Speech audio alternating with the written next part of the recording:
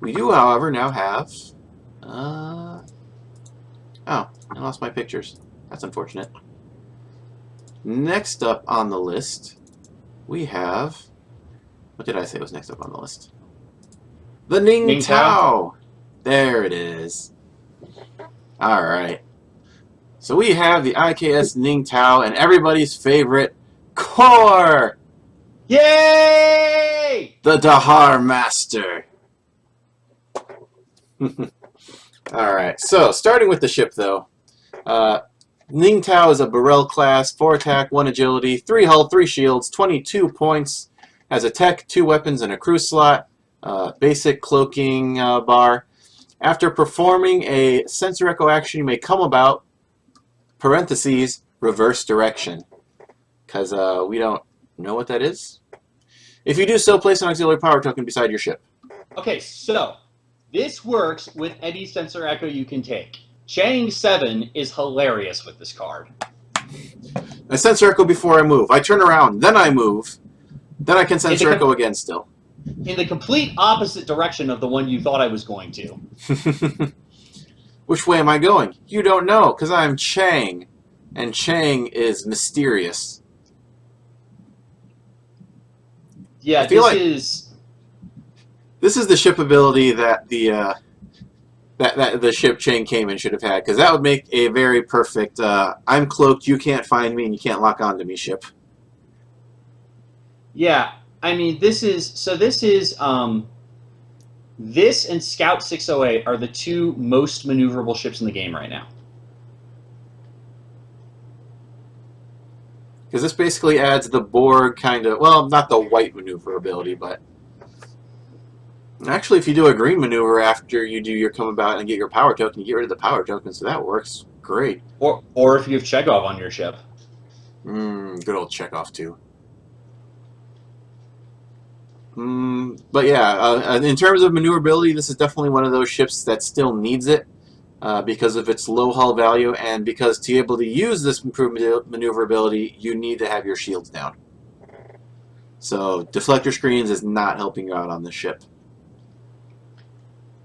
No, but Borg Alliance with Borg Blade of Hull Armor would. Yeah, that could work. Chang's in an alliance with the Borg. That seems like something he would do. Seems like fun. And a 22-point base, that's not unrealistic to run that talent with a fleet captain or whatever. Well, that'll be what? 15 points for the talent and the Blade of Hull Armor? Yeah, so you're only at 37. No. Fleet captain, yo. 10 points? Well, 11 points. Yeah, and then, I mean, the fleet captain, you're gonna get a free talent. You should use the maneuverability fleet captain just because that's hilarious. Because I believe we can all agree that the maneuverability fleet captain is the best fleet captain. I mean, there are times you're going to want to use the other ones, depending on your build. If you're using a shuttle not build, you're probably going to want one of the other 3. 3 points is cool. The thing about this ship's maneuverability, too, I was going to say, compared to the 608 is it's not as potent when it doesn't have the 360 arc, right? Because all your I mean, it's still great, but all your contortions, right? You still got to line the other ship up in a 90-degree firing arc, right? It does have a rear arc at least, so you could try to put some kind of weapon on there to mitigate it, or just the 360 dorsal weapons array. Dorsal weapons array. Whatever the main one is. But another thing to note about this one is I believe that this is another one of those bird of praise that when you drop it down to the generic retains its tech slot. Yes, it has now completely invalidated the Bird of Prey class. Also, it's a Burrell, by the way. If for some reason you want actual Burrells, this is a retail Burrell. Oh yeah, I remember back, and I still remember back in the day when we were going over the Chitang, or maybe we weren't going over the Chitang, but I would often I remember talking about the one thing I really need is a 20-point ship with a tech slot that cloaks. And now Here it you have is. a, yeah, A year later. still Now not we- sure it's useful. Now we have fighters, but though. But back when 3-ship Klingon was dominating, 4-ship Klingon with interface generators would have been great. Then again, so would have been a lot of things. But yeah. Moving on, we have Young Core. I mean, it doesn't really The look good that core. young. But a lot of people. Well, we'll get to that when we get to old core. The cool core, the Omega Glory core. 5 No, point. not the Omega Glory. The God damn it, the Organian Treaty one. Whatever he said. 5-point Klingon captain. 8 skill. Comes with an elite talent slot. Adds a crew upgrade slot to your upgrade bar. That's always fun. Each time you attack during the modify attack dice step, you may select any number of your attack dice up to the number of non-disabled crew upgrades assigned to your ship, and reroll those dice once. That's not bad. I really like this, especially as compared to all the ones that make you re-roll equal to the number of disabled things you have. If What? nothing else, Which this one guy was loves... that? I don't know. I remember there being one. Shut up. If nothing else, this guy loves working with a stack of Romulan security officers. Mm-hmm. That's what I was going to say, because the Klingons in general don't have a lot of cheap, generic crew. So he's definitely going to have to outsource to fill the extra crew slots well enough for his ability, I think. And is there a Klingon ship that has more than one crew slot? Negvar should have 2, I believe. Negvar has 2. Yeah, but that's got to be the named Negvar. I guess adding one, rerolling 2 dice is probably going to be enough most of the time too, right? But he does seem like he would be a little better on non-Klingon ships with non-Klingon crew. He loves Federation ships. Yeah, that's certainly true. But I mean, he's still good on Klingon ships. I think he's really good elsewhere. And flavor-wise, this is probably my favorite card in the game since the Galgathon came out, probably.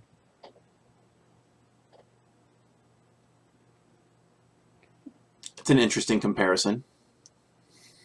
Just awesome old school PLS captain. Yeah, no, I mean, all we need now is Kang. We can get the team back together. We need a Klingon Dax too, though. The Rataran's coming up. Ooh, that'd be fun. She served on the Rataran in a Klingon outfit once. That happened. And next up on the list we have Old Core, the Dahar Master, with a little bit of a drunken senility in his skill, dropping him down to a 6 skill captain. 4-point Klingon. Still retains the elite talent. As an action, if your ship is not cloaked, all enemy ships at range 1 to 3 must attack your ship this round if possible. When defending against each of these attacks, roll +2 defense dice. Okay, so this has been getting a lot of talk. Oh yeah. Simply because Reusable Bashir, and we liked Bashir. Yeah, but I mean, here's the problem. He has a major problem incorporated into him, which is he Being has drunk? 2 words that make his ability not great, which is if possible. The other one is that it's a ship. But go on. Well, oh, for God's sakes, yes, it doesn't work on fighters. But the main problem with if possible is that it's extremely easy. If I am outside of your arc, if core is outside of your arc, you can just ignore his effect. If you use diplomacy on core, every ship ignores his effect. Like it's more easily avoidable than people think. On the bright side, however, this can be annoying for Borg players since their arcs are all-encompassing. Yeah, but the flip side of it is it's only going to work for 1 turn on the Borg unless he's on a Borg ship himself. Yeah, that's pretty true. He was on a very nice, large Voyager defense build in the final match of an OP I did this weekend, and I brought my day 2 qualifier build to that one. Oh God, you hit him with the mag charges. I hit him with the 5 dice mag charges twice in a row. I bet he did not like that. Best thing was, this was peak performance. So you got to do it over and over again? I did. I got 363 points in that match. Awesome. Okay, so here's another thing, by the way. Worf has ruled that if you are... So basically, if Core's action goes off, you have to attack if there is anything you could do to attack. If you are Voyager, you have to take that Aux power token. If you have Terrace and you're out of your primary arc, you are discarding a crew member to make that attack. The one thing that I don't think that ruling says, it says you have to use any text ability upgrade or something else, or weapon, I think. I don't think it can force you to use a secondary weapon if you're in arc for your primary. Like, I don't think you can make Voyager take the auxiliary power token if you're in its forward firing arc. Yeah, as long as it can attack you, you get to choose what kind of attacks are possible. Yeah, and there's been some discussion about that. But, I mean, if you can only attack with a downside, you're attacking with a downside. He certainly has the potential. He certainly has the potential to wreck people who aren't prepared for him. Yeah. I like it. He supports people. We haven't had a lot of these abilities, but now that we're getting more and more of them, it's kind of cool. I like seeing it. Your build, your mag charge build, Will, does illustrate though that 2 defense dice are not as good as -2 attack dice in any way, shape, or form.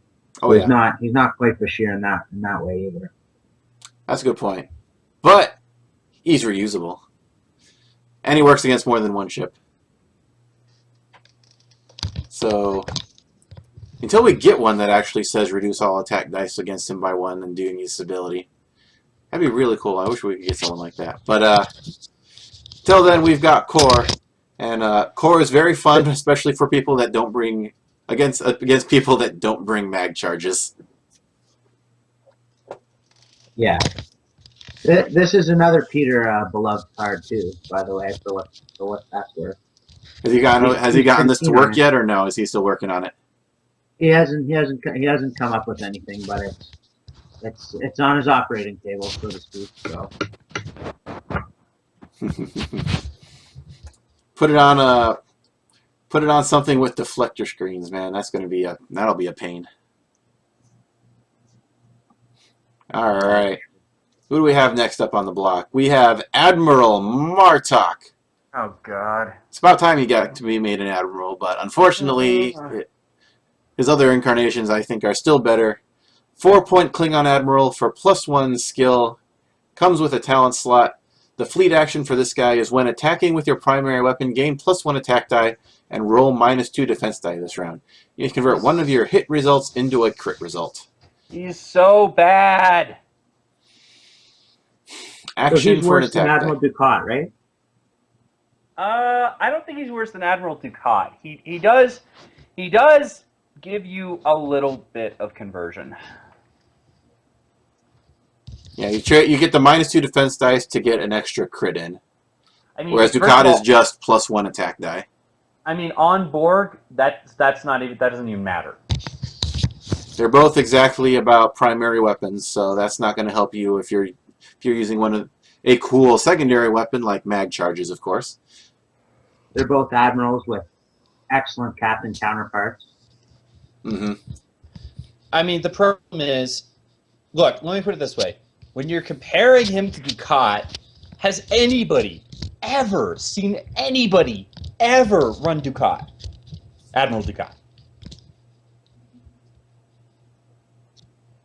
I've never played against them. Was Wayun an admiral? Wayun has not been an admiral yet. No. I mean, he was. Oh, you mean in the show? He was a commander in chief of the forces. Like, we may get an Admiral Wayun at some point. That would be cool. I think I actually saw someone bring Admiral Ducat to one of the collective OPs. Can't be sure though. That's terrible. Hmm. That build was bad, and they should feel bad. Well, they don't play the game anymore, so. Well, I guess they do feel bad then.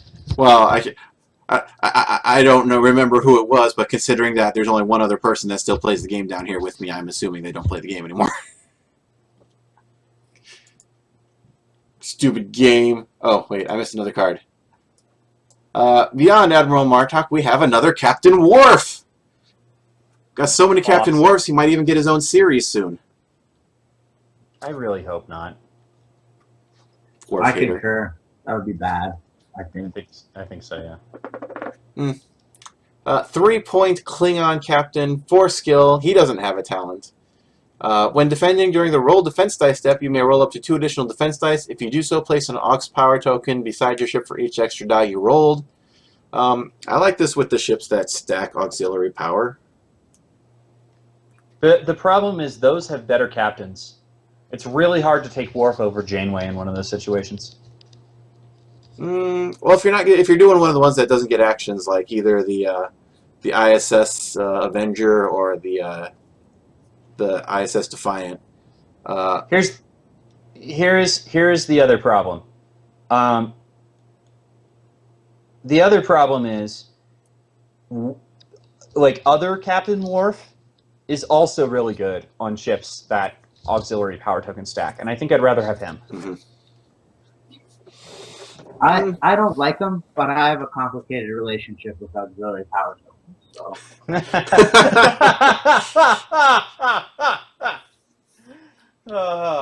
Well, I'm going to tell you something, Joseph. It's easier to remember they're there if you're the one putting them down. well, that's true. That's certainly true. There are 4 lights. I am wearing a stovepipe because my stovepipe is amazing. Are you also wearing a green monocle? I might be. Hashtag Joseph wins the show. You, math guy, don't make me come over there. We will drag you back on this show, kicking and screaming. 5-point Klingon tech upgrade. Inverse Graviton Burst. Joseph, you might want to cover yours for this one. Action. Discard this card to target every ship at range 1 to 3. Place 1 auxiliary power token beside your ship and each of the targeted ships. This upgrade costs plus 5 points if purchased for a non-Klingon ship. Put everyone on auxiliary power. I don't know. I kind of like it. I mean, again, it says ships, unfortunately. You really want stuff to work against fighters, don't you? I really want people to start thinking about rulings before they make them. But besides that, yes, I want fighters to be ships, damn it. I think that there's an Aux token fleet that's going to come, and maybe this is the last card, but it's really close, right? Because Brunt transwarp signal isn't what it used to be, but it's still giving an Aux token without an action, right? Mm-hmm. So you know that's not a ton of points, and it's 3 Aux tokens, which means they're probably not taking. That's board missile number of Aux tokens. Here's the thing. We've had Ferengi E-Impulse for a while, and that hasn't turned into a fleet yet. And that kind of makes me think this won't either. That's another one that could, I don't know, that because you put that on one ship, you put this on another ship. I actually had a Ferengi E-Impulse build for the second day at Worlds, but I was too panicked and I didn't run it. I didn't think it would do the job. Well, that's kind of my point. I need to look up Ferengi Impulse again. It speaks to Will's point too, because you know what it really is fighters don't really mind a ton about having Aux tokens, and it's most of these cards can't put Aux tokens on them anyway, right? So they're, as with so many things, fighters are keeping it at bay from being good, I think. Fighters are keeping like everything at bay. Like the problem is like every fleet, in order to be good, has to be able to deal with fighters, and a lot of things don't actually deal with fighters. That's correct. And not because they're not good enough. It's because they can't target them. Mm-hmm. You know, that's the shame of it. That's the wrong EM pulse. Yeah. Well, that was another hesitation I had because I wasn't sure if EM pulse would even work on them, but I'm pretty sure it won't, right? So. Does it say target an enemy ship? Target a ship at range 1 and 2 that is not in your forward firing arc. Then in that case, no, it won't work. Yeah, However, oh, is this what you were trying to do? Is get the Ferengi pulse working with some 360 arcs? No. Yeah, I was gonna put. Oh yeah. I was gonna put the Ferengi pulse. I had it on a Sovereign with dorsal phaser array and Voyager, right? Yep. So they'd never be in my arc, but I could always attack them and put an ops on them. Let's see. Yeah, like I could see you doing some kind of shenanigans with Julian Bashir and Phlox on a ship with that, so you can make sure you do it every time, or the actual Federation fleet captain that can let you keep re-enabling it so you can get the Oxes. But I don't know. It sounds like fun, but I feel like just inverse graviton burst plus brunt is going to be enough to annoy people's day. Because 2 Ox tokens is usually the only point you need at that point where you're trying to just murder somebody. Yeah, which is why a certain admiral that came out today I don't feel is very good, but whatever. That's off topic. So, inverse graviton burst. Do we hate the fact that it costs more on non-Klingon ships? Yeah, we do hate that. Certainly doesn't help it, but That really seems to be the trend lately, which is kind of unfortunate. Well, they finally learned their lesson from the Borg, making all of their weapons Borg only and being the best freaking weapons in the game. Yeah. Oop, I pressed the wrong button again. Yeah. 5 point Klingon elite talent. Oh god, here we go. Long live the Empire! When attacking with your primary weapon during the roll attack dice step, you may discard this card to add up to 3 attack dice to your attack. If you do so immediately after you complete the attack, your ship suffers 1 damage to your hull or shields for each additional die you added with this ability. This upgrade may only be purchased for a Klingon captain assigned to a Klingon ship. So, I'm really happy that the design team has apparently decided, hey, each faction is going to have sort of a thing it does. I'm less happy that the Klingon thing is having really terrible elite talents. And trying to and the whole stop hitting yourself mentality. Oh god, it's so bad. Now here's an interesting question that has not been answered on the forums. I know because I'm pretty sure I asked it. Can your ship suffer 1 damage to disabled shields? What? Your ship suffers 1 damage to your hull or shields of your choice. Can you assign it to disabled shields? No, you can't. Why not? Because disabled shields are not damaged. I saw that. Who is that? Just Shenanigans. Shenanigans. Someone's trying to be internet famous here. I don't have the full power of control that I would like here. What? You're not in charge even though you're number 2 in the world? Yeah, I know. Blasphemy. But interesting things for Long Live the Empire. Unfortunately, can only be purchased for a Klingon captain to a Klingon ship. Not so unfortunately. I mean, this would work on the Worf Burrell shooting in the activation phase from Admiral Worf. Yeah, but you don't want to do that. You never want to activate this talent. This is never a good trade. Look, the toughest Klingon ship in the game has, I think, 6 hull. Yep. And almost all of them have 3 or less. Like, don't ever do this. I would totally do this on a Burrell class that only has 3 hull and add 3 more attack dice. That's a terrible plan. And I will put Garrick on there, and I will put an Admiral on there, and I will get 3 extra copies of I Stab at Thee and kill myself and take you with me. Oh my God, Will! Not everything is a reason to run I Stab at Thee! I know, especially since it doesn't work on fighters. This might be one of the reasons to run I Stab at Thee, though.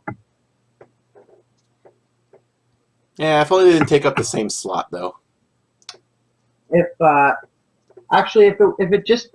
wasn't your primary weapon only, then I think it would actually be kind of interesting. But That's true. Yeah, this could add dice to like a Chronoton attack or something. That might be interesting. yeah, exactly. Still, probably not worth it. I mean, look, I hate the hitting yourself in the face cards. Like, we know this. I really don't like them. It's the Klingon way. That's how you get into Stovall. No, you get into Stovall by winning, which this does not help you do. New custom scenario. You play Klingons and you have to get all of your ships killed. The fastest. Today is a good day to die. Is that what it's called? Yes. It's funny because I'm actually in the middle of blowing up a bunch of Klingons right now on Star Trek Online. Nice. All right. 3 cards left for this one. Let's finish this one off. 5-point Klingon crew upgrade. Unique. Darok. After your ship moves, you may discard Darok to perform an additional action as a free action this round. This upgrade may only be purchased for a Klingon ship. I concur. Nobody runs crew Daykanu. Yeah, and he was, even though he was limited to your action bar, he was still way cheaper than this. Was he? He was 2 points. Okay. Maybe some kind of specialized build of some sort that requires you to do free actions of something that normally aren't free actions, like multi-vector attack mode. But except there's you no can't way combine to run those this. two. There's no way. Yeah. Okay. There's no way to put a Klingon-only crewman on a Federation with a Federation-only weapon, unless we get that dual-faction Federation Klingon ship. I can't imagine what that would possibly be. And that was a serious one, not a sarcastic one. What about Captain Riker? We already had one.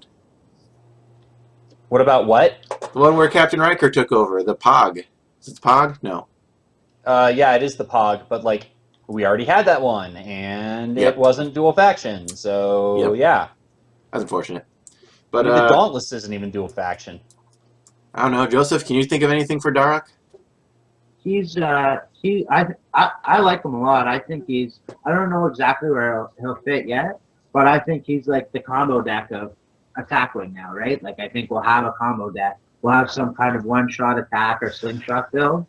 The only thing that makes me not sure that someone will do that to great effect is the Klingon ship requirement. But even with that, I still think just having that free action, right? Even though the cost is so high, that something will come up with a Picard maneuver or something crazy that will just will make waves anyway. Turning upgrades into free actions was kind of a hallmark of the old Lore's clown car, right? Which was kind of hilarious. But I don't know. I can't think of anything that I would rather have Darok on instead of First Officer Riker or crew Riker from the E. The free action Riker. Yep. God, who costs the same, gives you an additional slot, maybe purchased for anything, and only disables instead of discarding. Darok, you're not Riker. Get out of here. But what's Riker limited to? Crew, elite talents? Captain, elite talents, or like crew or tech upgrades. I know you can use them with the Doctor, so like he's not really that limited. Is the answer. But he can't do multi-vector assault mode. The thing about Will's regionals build with Martok was the funny thing was that the most interesting free action was to re-enable something, right? Oh yeah. So that might be the case, right? Like where you need to use an upgrade 2 turns in a row, and so he and really put your opponent in a bad spot, and he lets you do that. That might be something you can do. So here's the thing. What you always need to remember when evaluating a card that gives you a free action is that a card that gives you a different free action that you are also doing is equivalent. In other words, let's say in that scenario you are re-enabling an upgrade and target locking. A card that gives you a free target lock is just as good in those circumstances, and the cards that give you free target locks are a lot better than this one. Mm-hmm. But not better than Martok. Well, yeah. Well, but I mean, that's my point, is that, Martok also serves this role. Oh, yeah. I like Martok. Yes, Will, we know. Sorry, Darok, you're not as good as Martok. But, yeah. If at any point we need to get 4 actions in a turn, though, then maybe. But I don't know what that's I mean, 4 actions, like more than one of which is an upgrade action or something. You're getting pretty specific here. Yeah. Let's see. Next up on the list, man. What do we got Combo left? deck. Combos. Photon torpedoes. We already know photon torpedoes. No one cares. Strafing attack. Strafing attack is what we got left. Not to be confused with the other strafing attack that was in the Mirror Universe. This is a 6-point Klingon weapon. Range of 1, 3 attack dice. As an attack, discard this card to perform this attack. Might work well with that Romulan captain. After completing this attack, you may immediately target up to 2 other ships within range 1 of your ship and make an additional 3 dice attack against each of those ships. The additional target ships do not need to be in your forward firing arc. You cannot perform this attack if you performed a full astern backwards maneuver this round. You kind of would want this against fighter, but it says ships, 5 times in the text? So but it is an attack. That's... Attack is specifically able to target fighters. That's true, yes. This would work against fighters. Ha! You tried to steal my shtick, but you were wrong!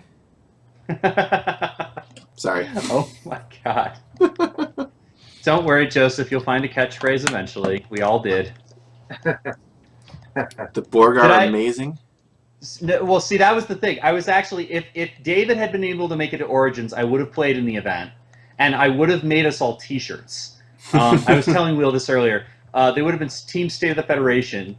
On the back of mine, it would have said, "The Borg are amazing." On the back of Will's, or on the back of David's, it would have said "options," and on the back of Will's, it would have said "do do do do do do do." I have not done that all episode. Dang it! Yes, you have. Did you I? Totally did at the beginning. That's a lie. I'm going to watch this episode again, and I'm going to prove you wrong. I don't look. We may not have been airing. We may not have been on air at that point, but you totally did it when you were trying to figure out the Skype thing earlier. I know that. Oh crap! Wow, 4 Lights is really putting us through the ringer tonight. Joseph's catchphrase, "I'm the first loser." Wow! Wow! Way to make the guy feel welcome, man. There. What? Apply cold running water. This is what happens. This is what happens when you leave the chat, Joseph. It goes wild with everybody else talking smack. It's lacking my discipline, I guess. I don't know. It could be worse. Right. At least Stump seems to have disappeared, so he couldn't tell everyone about some of the interesting phrases that came up in our OP the other day. Dude. I figured out what Joseph should be. You ready? Oh no. Do not ask me about auxiliary power tokens.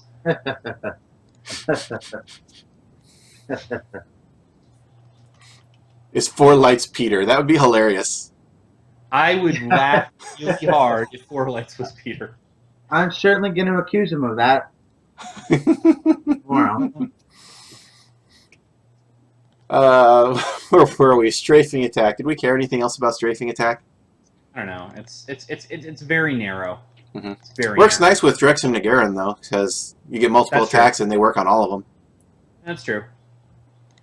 I wonder if you could use. No, you wouldn't be able to use this multiple times with what's his name, would you?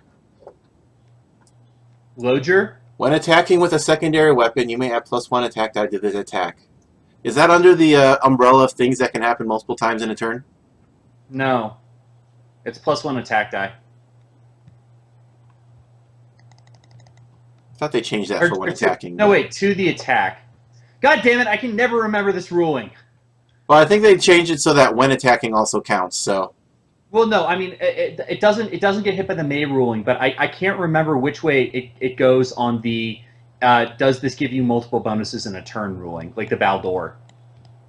well, if you can use it multiple times in one turn, though, then you can use it on multiple attacks, so it wouldn't matter. No, well, I see what you're saying, because it's when attacking. God, I don't know.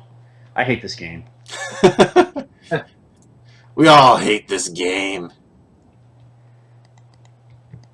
David, stop distracting Tucker with baseball. What? Nothing. Don't look at the chat. Ooh, hey, Don't- that's good. Crap, Stump brought that in. Never mind, no one paid attention to that. Are the Red Sox winning again? No, but they're losing by a slimmer margin. That's fine. As long as they lose. Alright, You that's really- the end of the you Ning'toow, guys. You would root for the Orioles over the Red Sox? That's terrible. I root for the Niners. You would root for the Yankees over the Red Sox? Get the fuck off my show. No, the Deep Space Niners.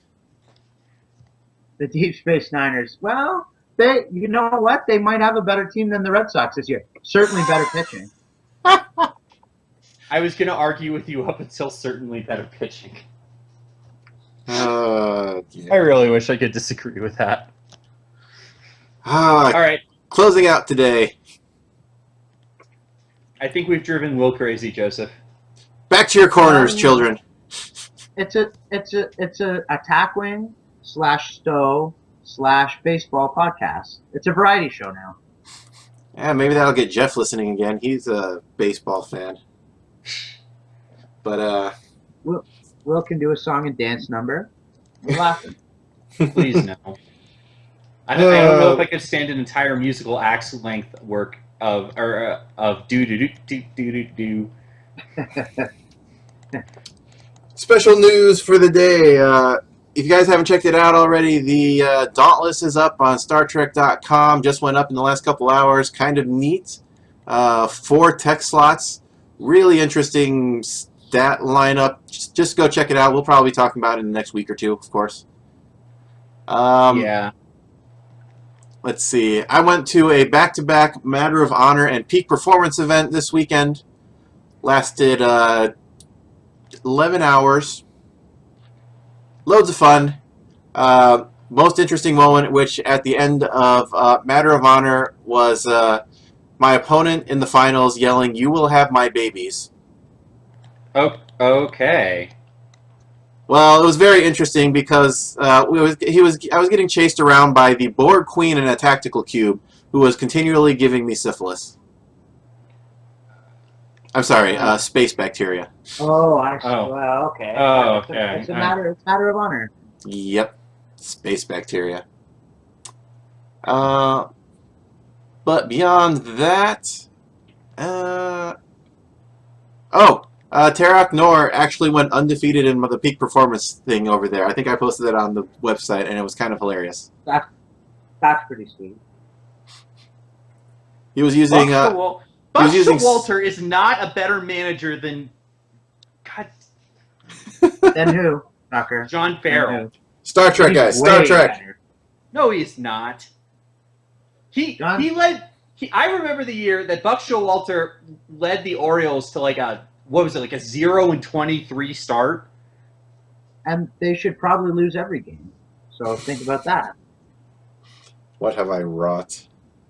Any other good, neat Star Trek news happening that you guys are aware of that I haven't mentioned yet? Yes, the Terex and the QOP Grand Prize cards have started to be revealed. They went up on eBay. If they're not on Board Game Geek, by the time this is over, I'll post some photos of them, but they probably are up there by now. The Terex has a lot of playable stuff. For all you Romulan lovers, it's Mirror Universe, ha ha ha ha ha ha. By the way, it's Mirror Universe, and it includes the card that fixes the entire Daenerys class. Suck on it. So, Wow. anyway. What? Well, it's just like the hood. Yeah, no, it is. It is. I mean, Only the Klingon ship in the QOP's got the shaft. Well, yeah, but the Klingons didn't really need that. Like, I'm not really sure what the Klingons needed, honestly. They need a lot. Well, they have cloaked mines now. I mean, they need fighters, but other than that, I'm pretty content as they are. Hmm. Right, so releases, prizes. They need fighters and a 360. That's all Klingons need right now. After that, they will be very competitive again. One other thing, by the way, for all you people listening, yes, a retail voucher release would be nice. For all you people listening, if you enjoy our podcast, please consider giving us a good review on iTunes. That would be actually really helpful. Believe it or not. Yeah, that'd be nice. I don't know how many people actually listen to us on iTunes, but it's better than having one person who seems very angry with us. Yeah, so there's some guy that's like stalking all of our videos and podcasts and just saying terrible things. All I know is that he's from Oklahoma City, and I'm trying to track him if he down. hates us so much, I don't know why he keeps listening. Yeah, it's actually a really good question. You're the guys he loves to hate. But what is our thought on a playgroup using Board Game Geek forums over WizKids forums for rulings? I would love that, except for the fact that we would never come to an agreement. We really wouldn't, and I mean the fact is, it's already bad enough that you need to know everything on one forum, and that would just make it. Let me put it this way: There's an XKCD comic that I love that addresses this issue very well. 17 different languages. Yeah, there are 23 competing standards, and then they go, hey, this is stupid. Let's create a standard that incorporates the best features of all of these standards. Yeah, situation. There are 24 competing standards. Like, all this would do would make things even more confusing for the average player. Oh yeah. Like, there's nothing you can do besides completely make up your own set and hope that people think it's good and adopt it. It is not the first time I have considered doing such a thing if I was that ambitious, or if I had actually the funds to host a major event using these rules, which would actually give people a reason to follow them. Yeah, I mean, that would be like if we could somehow start the Attack Wing equivalent of the Star City Games Open, that would be different. But as is, there's no real reason to follow any one rule set over any other. And the only reason Worf is getting to play it is because there are, regionals and worlds and stuff like that. Like, if it wasn't for that, I would just advocate, hey, tournament organizers, like, just ignore that. But, yeah. Anything interesting Star Trek related up by you, Joseph? Oh, we're in the gap. I have an OP Sunday and Monday, so back into the thick of battle this weekend. Nice. I miss being in places that have OPs, though I may be very soon. I don't know who this Four Lights guy is, but he has some interesting questions. No, there isn't even a store that sells Attack Wing where I am. I'm likely to move back to Los Angeles at the beginning of August, let's say. Woohoo! Back to the competitive scene. I wish Orlando would pick up again, but that's unfortunate. But yeah. This week I'm heading out to a board gaming convention, Dice Tower Con, from Wednesday through Sunday. 5 days long. No Star Trek events, sadly. But then again, anyone who would run the Star Trek events would probably be me. But lots of fun. If you guys haven't checked it out before, well, it's gotten pretty darn big. We're up to 1,000 people, and it's growing exponentially. It's kind of crazy. But, yeah. So, Star Trek competitiveness. Joseph's the only one who's actually going to be getting any games this week, sadly. I need more games. And pretty high caliber though. Peter at both. You gotta keep dealing with that darn Canadian national champ, man. He must be a pain, dude. What 1 and 2 in the world going head to head? I'm curious how the ratings on WizKids will be affected by OPs, like how many points and stuff, right? Because they're obviously much heavier weighted for the worlds and stuff. Oh yeah, I gained like 18 points over the weekend, and that was it. That's less than one win at Worlds. Yeah, but that's something. So Joseph, before we close out, did you enjoy being here for your first night of State of the Federation? Of course, what's not to enjoy? Cool. Star Trek Attack Wing. And baseball and Stowe. Yeah, it's the Will Sanchez Variety Hour. Indeed. All right, guys. I think that's going to do it for us tonight. This was our review of the Prometheus and the Ning'toow. We hope you enjoyed it. And in the meantime, till next week, Tuesday at 8 o'clock once again. And Joseph should be back with us unless he runs screaming in the other direction. It's it's a possibility. Indeed. Until then, guys, may Q be generous with your dice.